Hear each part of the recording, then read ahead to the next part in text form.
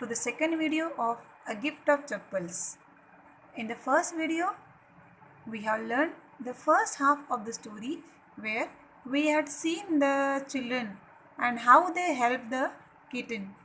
In this video, we will see the second half of the story, and at the end of this video, you will be able to see the contradictions in normal behavior and moving acts of charity.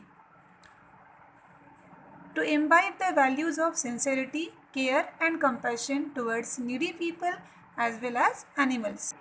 In the second half, some characters are added. They were in the first part also, but the dialogues were very less. So in this part, we have the dialogues of Rukumani, beggar and the music master. So that's why the characters are added here. This story is about the mischievous and simple behavior of the children. The children, they wish to explore every aspect but act according to their logic. Lalli was learning to play violin from her music master. The children could see the back of the music master, who was bald-headed and with an old-fashioned tuft. He was wearing a gold chain and a diamond ring. Lalli tried to learn notes, but her tracks were annoying, whereas the music master's expert hands producing melodious tunes. At that time, the attention of the children diverted with the sound of Amma Amma. A beggar was at their doorstep, calling from the back veranda. He spread a cloth under the neem tree to settle himself and to take rest. Ravi asked him to find another home for alms. Beggar pleaded for generosity from the ladies of the house. Yet he decided to move on, but he requested to allow him to sit until the burning heat of the sun to cool down, as it could hurt his already blistered feet. He showed his blistered feet to the children. Seeing the pathetic condition of the beggar, the children decided to help the beggar by giving him a pair of slippers. The children were considerate that they wanted to give their own slippers, but they found them very small to fit the beggar's feet, and so they decided to find some other slipper in their house, and they went in search of the slipper.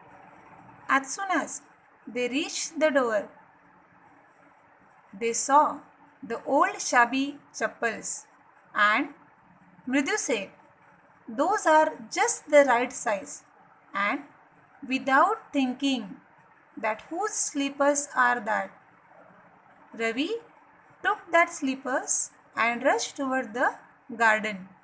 Mridu and Meena followed Ravi into the garden. Ravi gave those chappals to the beggar. The beggar stared at the slippers, hurriedly flung his towel over his shoulder, pushed his feet into them and left. He had given blessings to the children and vanished within a moment. The music master came out and he was searching his slippers. He didn't find there. So he called Lalli to help him in finding his slippers. Rukumani and Lalli, they both felt ashamed and started to search the slipper. Lalli, Rukumani, music master, they all searched for the slippers, but they didn't get it. Pati told about the vendors, those who are coming at the door, and she expressed her doubt that anyone might have come and took that slippers. Rukumani asked the children that whether they had seen anyone looking around the veranda. Rukumani but understood that these three are very quiet, and she understood that they might have done something with the slippers. She got angry when she came to know that The children had given away the chappals of the music master to the old beggar. Mridhu thought, if Rukumani would not be so upset if she knew about the poor beggar with sores on his feet. Children, Rukumani and Pati, they have a long discussion about the Karna and his generosity. Rukmani told them that Karna was generous and kind, but he didn't give away other people's things. He only gave away his own.